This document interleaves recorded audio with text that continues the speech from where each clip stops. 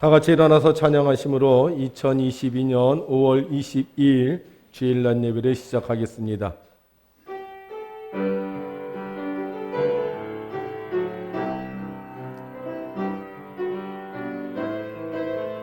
하나님이여, 민족들이 주를 찬송하게 하시며 모든 민족으로 주를 찬송하게 하소서. 땅이 그의 소산을 내어 주었으니 하나님 곧 우리 하나님이 우리에게 복을 주시리로다. 하나님이 우리에게 복을 주시리니 땅의 모든 끝이 하나님을 경외하리로다. 아멘. 우리의 힘과 생명이 되시는 하나님 아버지, 지난 한 주간도 하나님의 은혜 아래 살게 하시니 감사를 드립니다. 오늘도 믿음을 잃지 않고 주님께 나와 예배하오니 우리 예배를 받아 주시옵소서. 세상의 죄와 허물은 사라지게 하시고 오직 하나님의 정의와 사랑이 가득하게 하여 주시옵소서. 특별히 주께 예배하는 자들에게 복을 내려주셔서 이 땅에 사는 동안 하나님의 거룩하심을 날마다 증거하며 살게 하여 주시옵소서. 오늘도 우리 예배를 받아주시는 우리 주 예수 그리스도의 이름으로 기원하옵나이다. 아멘. 제목은 뭐가?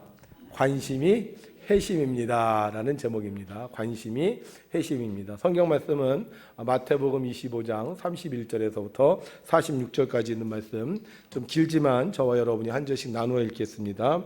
인자가 자기 영광으로 모든 천사와 함께 올 때에 자기 영광의 보좌에 앉으리니 모든 민족을 그 앞에 모으고 각각 구분하기를 목자가 양과 염소를 구분하는 것 같이 하여 양은 그 오른편에 염소는 왼편에 두리라.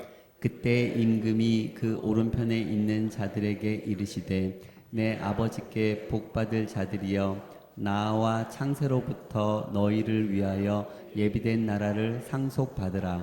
내가 줄일 때 너희가 먹을 것을 주었고 목마를 때 마시게 하였고 나그네 되었을 때 영접하였고 헐 벗었을 때 옷을 입혔고 병들었을 때 돌보았고 옥에 갇혔을 때 와서 보았느니라. 이에 의인들이 대답하여 이르되 주여 우리가 어느 때 주께서 줄이신 것을 보고 음식을 대접하였으며 목마르신 것을 보고 마시게 하였나이까. 어느 때 나그네 되신 것을 보고 영접하였으며 헐 벗으신 것을 보고 옷 입혔나이까. 어느 때 병드신 것이나 옥에 갇히신 것을 보고 가서 배웠나이까 하리니 임금이 대답하여 이르시되 내가 진실로 너희에게 이르노니 너희가 여기 내 형제 중에 지극히 작은 자 하나에게 한 것이 곧 내게 한 것이니라 하시고 또 왼편에 있는 자들에게 이르시되 저주를 받은 자들아 나를 떠나 마귀와 그 사자들을 위하여 예비한 영원한 불에 들어가라. 내가 줄일 때 너희가 먹을 것을 주지 아니하였고 목마를 때 마시게 하지 아니하였고 나그네 되었을 때 영접하지 아니하였고 헐벗었을 때 옷 입히지 아니하였고 병들었을 때와 옥에 갇혔을 때 돌보지 아니하였느니라 하시니 그들도 대답하여 이르시되 주여 우리가 어느 때 주께서 줄이신 것이나 목마르신 것이나 나그네 되신 것이나 헐벗으신 것이나 병드신 것이나 옥에 갇히신 것을 보고 공양하지 아니하더이까. 이에 임금이 대답하여 이르시되 내가 진실로 너희에게 이르노니 이 지극히 작은 자 하나에게 하지 아니한 것이 곧 내게 하지 아니한 것이니라 하시리니 그들은 영벌에 의인들은 영생에 들어가리라 하시니라. 아멘. 할렐루야. 어떻게 지난 한 주간도 열심히 사셨습니까? 열심히 사신 것 같네요. 열심히 사신 여러분들의 그 수고와 땀방울을 하나님께서 기억하시고 여러분들이 사는 동안 정말 좋은 열매가 가득하기를 주님의 이름으로 축복합니다. 어느 교회에서 목사님이 성도님들에게 질문을 했습니다. 혹시 여기 계신 분들 중에 지옥 가고 싶은 분 있으면 손 들어 보세요. 그러자 당연히 아무도 손을 들지 않았습니다. 그래서 목사님이 다시 물었습니다. 그럼 천국 가고 싶은 분 손 들어 보세요. 그러자 그곳에 있었던 모든 분이 손을 다 들었습니다. 다시 목사님이 이렇게 말씀하십니다. 여기 계신 분들은 모두 천국 가는 게 좋으신가 보네요. 그러면서 그럼 오늘 밤 천국에 가고 싶은 분 있으면 손 들어 보세요 하고 물었습니다. 손 들었을까요? 안 들었을까요? 아무도 손을 들진 않았습니다. 그래서 목사님이 그걸 보고 이렇게 얘기하셨대요. 결국 천국보다 지금이 더 낫다는 말씀이죠. 우리 지금 잘 살아봅시다. 이렇게 얘기를 했습니다. 저도 그 이야기를 듣고요. 오늘 좀 질문을 좀 해보려고 그래요. 저는 여러분들 뭐 천국 가는 거 좋아하냐고 묻진 않겠습니다. 왜냐하면 여기 계신 분들은 다 천국 가는 걸 좋아할 거라고 생각하기 때문입니다. 그런데 제가 이 문제를 한번 거꾸로 내서 해볼게요. 여기 오신 분들 중에 나 말고 나는 당연히 천국 가는데 내 주변에 있는 사람이 천국 갈 것 같다라고 생각하는 사람에게 여러분들이 이렇게 손을 딱 내밀어서 가르쳐 주는 거예요. 아셨죠? 내 주변을 이렇게 한번 쫙 둘러보세요. 딱 둘러보시고 자, 하나 둘 셋 하면 여러분들이 저 사람은 천국 갈 거야 하는 사람에게 손을 딱 내미셔야 됩니다. 아셨죠? 무슨 얘기인지 아셨죠? 네. 이거 손을 안 내밀면 그 사람 천국 못 갈지도 몰라요. 그래서 여러분들이 하나 둘 셋 하면 여러분들 주변에 저 사람은 반드시 천국 갈 거야 하는 사람에게 손을 딱 내미는 겁니다. 자, 준비하시고 하나 둘 셋. 자, 내리세요. 예. 어떻게 많이 있어요? 근데 바꿔 말하면 나에게도 다른 사람들이 그렇게 천국 갈 거라고 얘기를 해줬을까? 우리 모든 사람들은요, 천국에 가고 싶어 합니다. 그런데 문제는요, 천국에 가는 건 그 누구도 모른다는 거예요. 오직 누가 아시죠? 하나님만이 아세요. 그런데 제가 확신하는 것 중에 하나는 뭐냐 하면 하나님께 예배하는 자들은 하나님께서 반드시 천국으로 인도해 주실 줄 믿습니다. 그래서 하나님은 예배하는 자들에게 이렇게 말씀하시죠. 사랑한다 아들아 내가 너를 잘 아노라 사랑한다 내 딸아 내게 축복 더하노라. 아멘. 정말 주일날 예배드리는 게 이게 쉬운 것 같지만 쉬운 게 아닙니다. 오늘도 이렇게 교회 와서 예배드린 여러분들 반드시 천국에 가게 될 줄로 믿습니다. 자, 그런데 오늘 성경에 보니까 천국에 대한 이야기가 나와요. 그런데 좀 희한한 일이 발생을 했습니다. 어떤 일이 발생했냐 하면 천국에 못 갈 것 같다고 생각한 사람이 천국을 가고요. 천국에 갈 것 같다고 생각한 사람이 천국에 못 갔어요. 왜 천국 간다고 생각한 사람이 못 가고 못 간다고 생각한 사람이 천국에 갔을까? 천국에 가는 법칙을 모르기 때문입니다. 천국에 가는 법칙만 알면 내가 천국 갈지 안 갈지를 정확하게 알 수 있는데 이 천국 가는 법칙을 모르면 갈 것 같은데 못 가고 못 갈 것 같은데 간다는 거죠. 자, 그러면 제가 오늘 천국에 가는 법칙을 한 가지 가르쳐 드릴게요. 여러분들이 오늘 이 말씀을 잘 들으면 여기 계신 분들은 한 사람도 빠짐없이 천국에 갑니다. 자, 그럼 천국 가는 법칙 함께 있습니다. 시작. 나더러 주여 주여 하는 자마다 다 천국에 들어갈 것이 아니요 다만 하늘에 계신 내 아버지의 뜻대로 행하는 자라야 들어가리라. 아멘. 어떤 사람이 천국에 간다? 아버지의 뜻대로 행하는 자가 천국에 들어가는 겁니다. 우리 교회 다니면 그래요. 믿음이 있으면 갑니다. 이렇게 얘기를 합니다. 그런데 이 믿음이요, 진짜 믿음이어야 된다는 거예요. 이게 가짜 믿음이면 그 천국에 못 간다는 거예요. 그래서 믿음이 진짜라는 거죠. 그러면 진짜 믿음인지 아닌지를 어떻게 아느냐? 행동하는 걸 보면 알 수 있다는 거예요. 자, 여기 있는 물이 있어요. 이 물이. 그러면 이 물을 먹을 수 있는 물입니까? 못 먹는 물입니까? 먹을 수 있는 물입니다. 그럼 먹을 수 있는 물이면 제가 물을 먹으면 돼요. 근데 이걸 먹을 수 있어 그러면서 물을 안 먹어.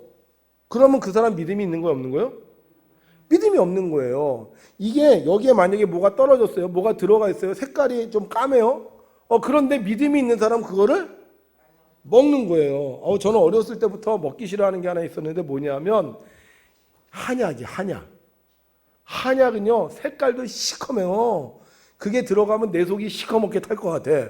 그 다음에 맛도요 엄청 써요. 그런데 제가 이거 안 먹겠다고 막 어렸을 때 그러거든요. 근데 우리 부모님은 한약을 막 먹이려고 그래요. 왜 먹이려고 그래요? 몸에 좋다고. 제가 얼마나 안 먹었냐면요, 막 도망 다니니까 우리 아버지가 내 코를 붙잡고 그러죠. 막 이렇게 집어넣는 거예요. 왜 그런 거예요? 그게 진짜 좋으니까. 그러니까 믿음이 있으면 행동을 하게 되는 거예요. 우리가 하나님 나라 천국에 들어가려면요, 진짜 믿음이 있어야 된다는 거예요. 그래서 성경은요, 나더러 주여 주여 하는 자마다 천국에 들어가는 게 아니라 어떤 사람? 하나님의 뜻대로 행하는 자라야 천국에 들어갈 수 있다는 거죠. 그러니까 우리가 믿음으로 행하는 자가 들어가는 거고, 내가 사랑합니다라고 말하는 자가 들어가는 게 아니라 사랑하는 자가 들어가는 거고, 내가 천국에 갈 수 있어요라고 말하는 자가 들어가는 게 아니라 천국에 들어갈 만한 행동을 하는 사람이 들어간다는 거예요. 자, 그러면 이 하나님의 뜻대로 우리가 행해야 되는데, 이 하나님의 뜻이 뭐냐 하는 거죠. 오늘 성경에는요, 하나님의 뜻에 대하여 오늘 가르쳐주고 있습니다. 오늘 성경은 말세에 나타날 일을 설명하고 있습니다. 하나님께서 이 땅을 심판하실 때 사람을 두 부류로 나눕니다. 몇 부류로 나눈다고요? 두 부류로 나눠요. 천국에 들어갈 사람, 지옥에 떨어질 사람. 그런데 문제는요, 어떤 사람이 천국에 들어가고 어떤 사람이 지옥에 가는지를 알 수가 없다는 거예요. 그냥 말세가 되면 이렇게 부류가 나눠진데, 천국에 들어갈 사람과 천국에 들어가지 못하고 지옥에 들어갈 사람이 이렇게 나눠진다는 거예요. 그런데 주님께서 이 천국에 들어갈 사람들에게 이렇게 말씀을 하십니다. 너희들은 천국에 갈 것이다, 이렇게 말씀하시면서 내가 줄일 때에 너희가 먹을 것을 주었고, 목마를 때에 마시게 하였고, 나그네 되었을 때에 영접하였고, 헐벗었을 때에 옷을 입혔고, 병들었을 때에 돌보았고, 옥에 갇혔을 때에 와서 보았느니라, 이렇게 얘기하신다는 거예요. 자, 그러면 천국에 들어가는 사람은 어떤 사람? 주님께 잘한 사람이에요.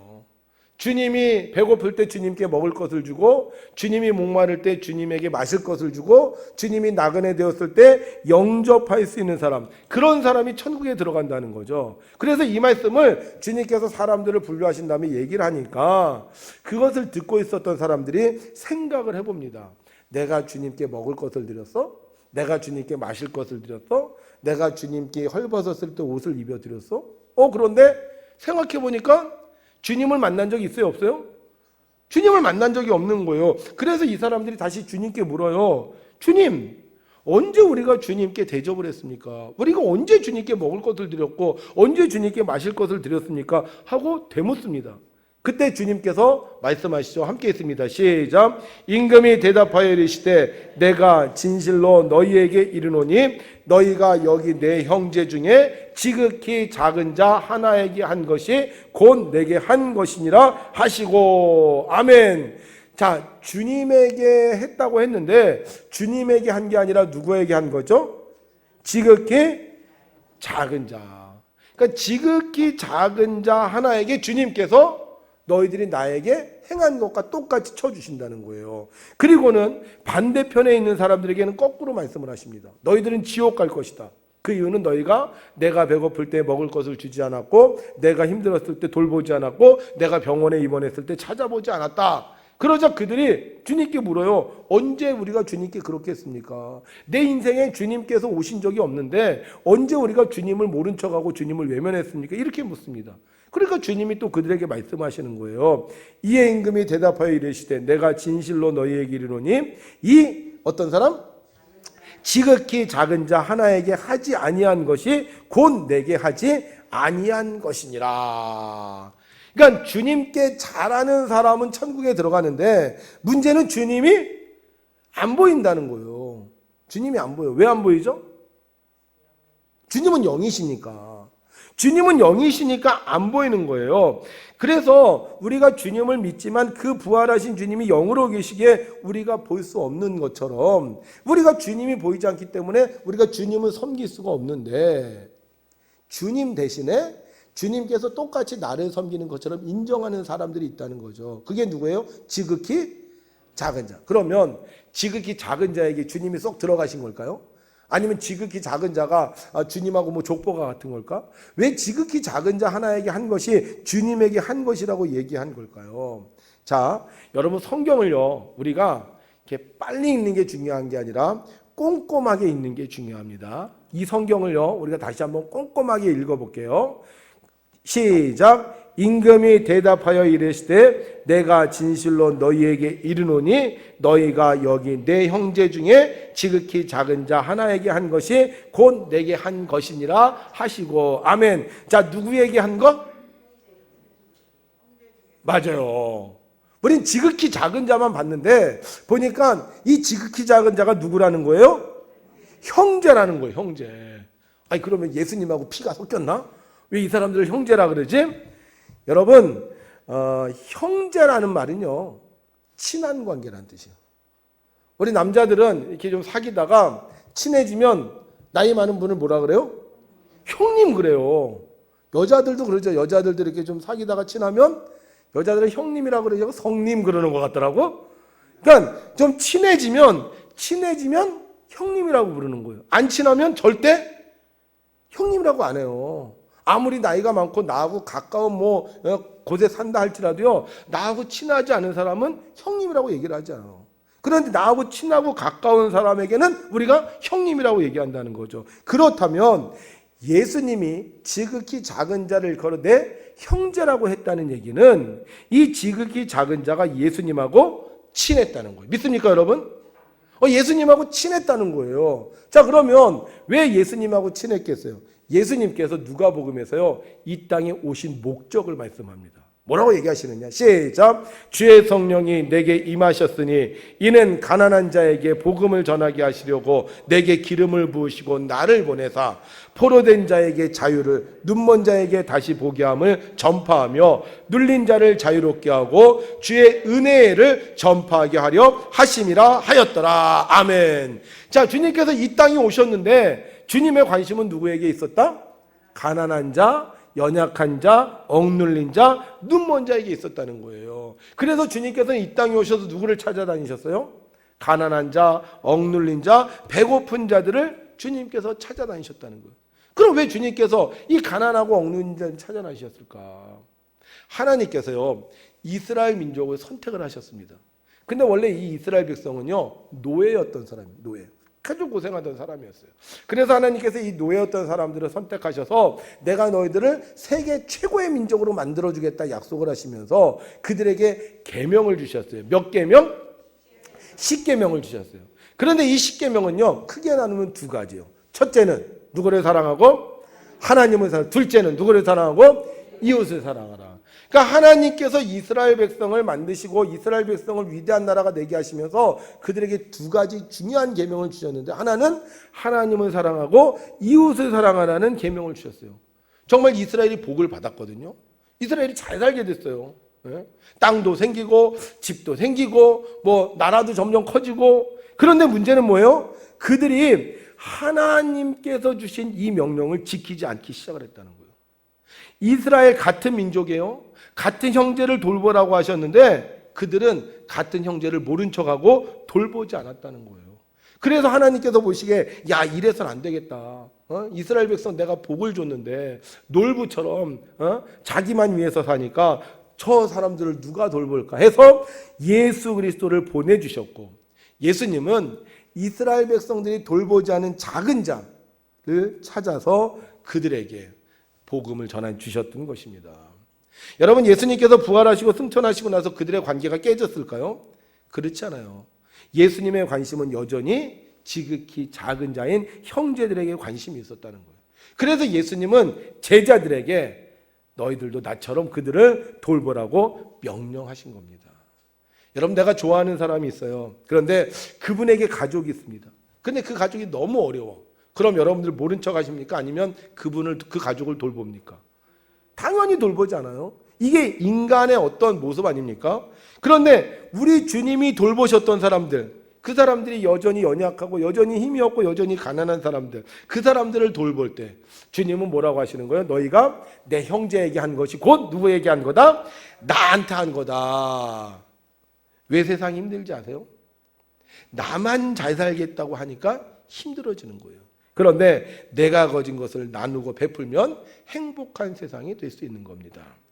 천국 가고 싶죠? 그럼 어떻게 해야 돼요? 예수님 잘 믿으면 돼요. 그럼 어떻게 잘 믿는 거예요? 예수님의 뜻대로 하는 거예요.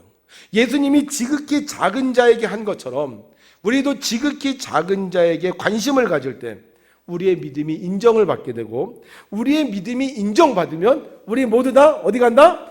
천국 가는 것입니다. 오늘 주님의 말씀을 통해 지극히 작은 자에게 관심을 가지셔서 여기 오신 분들 마지막 날 되었을 때 우리가 언제 주님께 그랬습니까 하고 따지지 말고 여러분들이 지극히 작은 자에게 한 것으로 천국 가는 복을 누리시기를 주의 이름으로 축복합니다. 자, 질문 하나 할게요. 감리교회 창시자가 누구죠? 요한 웨슬레 목사님입니다. 오늘은 요한 웨슬레 목사님이 회신한 지 284주년 되는 해예요. 자, 이 요한 웨슬레는요, 아버지가 목사님이셨습니다. 그래서 어려서부터 아주 철저하게 신앙생활을 했어요. 그리고 이 요한 웨슬레의 어머니는요, 이 요한 웨슬레를 신앙적으로 가르치기 위해서 18개의 생활 수칙을 정했습니다. 그리고 그것으로 아이들을 양육했어요. 그 18개 한번 잠깐 볼까요? 주의 성수, 부모에게 순종하기, 거짓말 안 하기, 서로의 이름을 부를 때 형제 자매라 부르기, 남의 소유권 침해하지 않기, 시간과 약속은 정확히 지키기, 회초리를 두려워하기. 무슨 얘기인지 알죠? 매 맞을 때 두려워해야 된다는, 때려 뭐 이러지 말고 두려워해야 된다는 거예요. 잘못하면 매 맞고 울 때는 소리 내지 않고 울기. 와, 아플 때는 무슨 약이든 잘 먹기. 집안에서 큰 소리 내지 않기, 경박한 말이나 장난 안 하기, 남에게 무엇을 요구할 때는 겸양의 예의 지키기, 간식 안 먹기, 식사 시간에 제멋대로 부엌에 들어가서 음식 요구 안 하기, 남에게 요구할 때는 조용히 말하기. 아, 이것 좀 주세요. 우리는 그거 줘요 막 그러잖아. 조용히 말하기, 가족 기도에 철저히 참여하기, 음식을 버리거나 남기지 않기, 침대보와 이부자리 등은 스스로 교체하기. 굉장히 철저한 신앙생활이에요. 이거를 요한 웨슬레 목사님은 어려서부터 배우고 지킨 거예요. 그러니까 모범생이에요, 모범생이 아니겠어요? 모범생이죠. 그래서 이분이 옥스퍼드 대학에 가서요, 젊은 나이에 목사가 되고 교수가 됩니다. 그리고 자기가 커서도요, 대학에 들어가 12가지 규칙을 만들었어요. 12가지 규칙 한번 보실래요? 한시도 놀지 말고 부지런히 일하라. 절대로 빈둥빈둥 시간을 보내지 말라. 두 번째, 함부로 말하거나 행동하지 말라. 경솔한 말과 행동은 반드시 피하고 큰 소리로 웃는 일도 삼가라. 여자를 가까이 하지 말라. 그리고 나쁜 습관은 언제라도 용기 있게 끊어라. 어떤 사람을 누가 나쁘다고 말하더라도 그대로 믿지 말라. 그리고 어떤 사람이 악한 일을 하는 것을 보더라도 재빨리 판단하지 말라. 자기 생각을 함부로 남에게 말하지 말고 그런 생각을 남에게 강요하지도 말라. 어떤 사람의 잘못에 대해서는 반드시 그것을 고쳐주려는 충고가 아니라면 말하지 말라. 어떤 경우에도 신사인 척하면서 으스대지 말라. 우리는 다 같이 언제나 남을 섬기는 종이기 때문이다. 죄 짓는 일이 아니면 어떤 일도 부끄러워하지 말라. 물 깃는 일, 청소하는 일, 신발과 물컵 닦는 일들 어떤 일이라도 서슴지 말고 하라. 누구라도 남에게 돈을 빌리지 말라. 그리고 굶주리고 있을 때 필요한 음식을 받는 일은 좋지만 그러나 절대로 금이나 은을 받아서는 안 된다. 빚을 지지 말라. 그리고 남을 돕기 위하여 주는 일은 좋지만 이익을 남기기 위해서 남에게 무엇을 주는 일은 없도록 하라. 시간을 잘 지켜라. 그리고 될 수 있는 대로 시간을 귀중하게 쓰도록 하라. 모든 일을 내키는 대로 하지 말고 하나님의 자녀답게 행동하라. 어떤 일을 할 때는 그것이 하나님의 영광을 드러내는 일인지 아닌지를 잘 분간하도록 하나. 대단하시죠? 예, 부모님으로부터 18가지 생활규칙을 신행선이 몸에 뱉는데 자기가 또 스스로 12가지 규칙을 만들었어요. 이것을 철저하게 지켰어요. 얼마나 잘 지켰는지 이 요한 웨슬레 목사님을 보고 사람들이 별명을 정했는데 그 별명이 뭐다? 규칙쟁이야. 와, 저 사람 어떻게 저기 규칙을 잘 지킬까? 그래서 그 규칙쟁이라는 말이요, 메소디스트 감리교라는 말이 됐어요. 감리교로는 어떤 사람들? 규칙을 잘 지키, 시간을 잘 지키는 사람, 빚을 지지 않는 사람들. 굉장히 중요한 이 삶의 생활 법칙들을요, 이 감리교가 갖고 있습니다. 그래서 우리 감리교를 복음주의라고 얘기하는데 무슨 복음주의라고 얘기하냐면 사회 복음주의라고 그래요. 그러니까 우리는 교회 생활만 잘하는 게 아니라 세상에서도 빛과 소금의 역할을 잘하자. 이게 감리교의 신앙의 법칙이라는 거죠. 자, 그런데 문제는 뭐냐? 이렇게 철저하게 신앙의 규칙들을 어려서부터 배우고 또 지켰는데요. 이 요한웨슬레 목사님에게는 기쁨이 없었다는 거예요. 우리가 복음이라는 말이 뭐예요? 복음. 기쁜 소식이잖아요. 복음이 기쁜 소식이거든요. 가스펠 기쁜 소식이에요. 그러면 하나님의 말씀을 들고 하나님의 말씀을 읽을 때마다 하나님의 말씀을 전할 때마다 신나고 행복해야 되지 않겠습니까? 누구처럼? 저처럼 여러분들처럼 신나고 행복해야 되잖아요. 그런데 문제는 뭐냐? 이 요한웨슬레 목사님이 그렇게 철저하게 신앙생활을 했는데도요, 기쁨이 없었다는 거예요. 결국 어떻게 됐느냐? 그 미국에 선교사로 갔습니다. 요한웨슬레 목사님 영국 사람이거든요. 미국에 선교사로 갔어요. 근데 선교에 실패해요. 이렇게 철저하게 규칙을 잘 지켰는데, 이렇게 철저하게 신앙생활을 잘했는데, 그리고 젊은 나이 옥스퍼드 대학에서 교수가 됐는데, 박사님이에요, 박사님. 그런데 목회했는데 목회에서 실패했어요. 그래서 선교지에서 쫓겨나갔고요. 다시 영국으로 돌아오게 됩니다. 돌아오는 배에서 얼마나 처량하겠어요. 야, 이게 뭐냐. 내가 그렇게 열심히 하나님을 믿고 내가 그렇게 하나님의 뜻대로 살았는데 이게 뭐냐. 이렇게 행하고 있는데 갑자기요, 풍랑이 불기 시작을 하는 거예요. 막 배가 요동을 치기 시작하고요. 정말 이 배가 파도에 휩쓸려서 뭐 난파될 것 같은 거예요. 요한웨슬레 목사님이 얼마나 무서웠는지 배 밑창에 가서 두려워서 벌벌 떨고 있었습니다. 그런데 그때 찬송 소리가 들리는 거예요. 희한하다. 어떻게 이렇게 사람들이 죽을 것 같은 이 뱃속에서 찬송 소리가 들릴까? 하고 그 찬송 소리가 나는 곳을 보니까요, 요한웨슬레 목사님 평소에 좀 무시했던 모라비안 교도들이 모여서 찬송을 하고 있는 거예요. 나는 교수예요. 나는 박사예요. 나는 어려서부터 신앙생활했어요. 나는 하나님의 말씀대로 철저히 살았어요. 저 사람들은 신학도 몰라. 저 사람은 하나님도 잘 몰라. 그렇게 무시했던 사람들이 지금 이 어려운 상황에서 뭐 하고 있는 거예요? 찬송을 하면서 두려워하지 않고 있는 거예요. 이걸 보고 요한웨슬레 목사님이 깨지기 시작하는 거예요. 뭐지? 나는 그렇게 하나님을 철저히 믿었는데 왜 나는 저렇게 두려워하는데 왜 저 사람들은 그게 없을까? 그 사람들이 물어요. 당신 구원 받았습니까? 그러니까 요한웨슬레 목사님 뭐라고 하는지 알아요? 구원 받은 거 같습니다. 이렇게 얘기를 했던 거예요. 그래서 이분이 영국으로 돌아와서 이 모라비안 교도들의 예배에 참여를 합니다. 원래 전혀 신경도 안 썼고 관심도 없던 것이었어요. 그런데 그분들의 모습을 보고 1738년 5월 24일 날 모라비안 예배에 참여를 하게 됐고요. 그날 모라비안 교도의 목사님이 설교를 한 것도 아니고 그곳에 있었던 어떤 신학생이 그냥 로마서 주석 서문을 읽었어요. 근데 그것을 듣다가 이 요한웨슬레 목사님이요, 회심을 하게 되는 거예요. 회심. 정말로 하나님이 나를 사랑하시고 내가 구원받았다. 여러분, 사람이 왜 변하지 않는지 아세요? 내가 옳고 내가 최고고 내가 훌륭하다고 생각하고 다른 것을 무시하기 때문에 변하지 않는 거예요. 회심하려면 뭐가 있어야 되느냐? 관심이 있어야 돼요. 근데 왜 관심이 없어요? 내가 최고라고 생각하면, 내게 전부라고 생각하면요, 관심이 없는 거예요. 하나님은 우리를 새로운 삶으로 인도하시길 원해요. 그래서 우리에게 계속 신호를 보냅니다. 너 이제 업그레이드 돼야 되지 않겠어? 더 나아져야 되지 않겠어? 너 세부대가 돼야 되지 않겠어? 계속 하나님께서 신호를 보내요. 너 더 잘 돼야 되지 않겠어? 아멘도 안 하지만 나는 계속 이 얘기를 할 겁니다. 계속 하나님께서 이렇게 신호를 보내요. 손까지 막 하면서 신호를 보내. 근데 관심이 없어. 그래? 그런가 보지. 요한웨슬레 목사님 그랬다니까. 자기에게 주어진 신앙적 삶이 최고라고 생각하고 살았다니까요. 그런데 그분이 눈을 돌려서 모라비안 교대에게 관심을 가졌을 때 그가 하나님의 은혜를 깨닫게 됐고요. 그 관심을 통해서 그가 회심했다는 거예요. 회심은요, 관심에서 시작됩니다. 그러니까 우리가 관심을 가질 때 우리가 달라지는 거예요. 하나님의 말씀에 대한 관심, 예수님의 마음에 대한 관심, 나 중심이 아닌 하나님 중심의 관심이 될 때 그의 인생은 달라지는 것이고, 마지막 날 어디 가는 거예요? 천국 가는 거예요. 주님이 뭐라고 하셨다고요? 나더러 주여 주여 하는 자마다 천국에 들어가는 게 아니다. 하늘에 계신 내 아버지의 뜻대로 행하는 자라야 들어가는 거다. 그러면 하나님의 뜻이 뭐예요? 지극히 작은 자에게 행하는 것.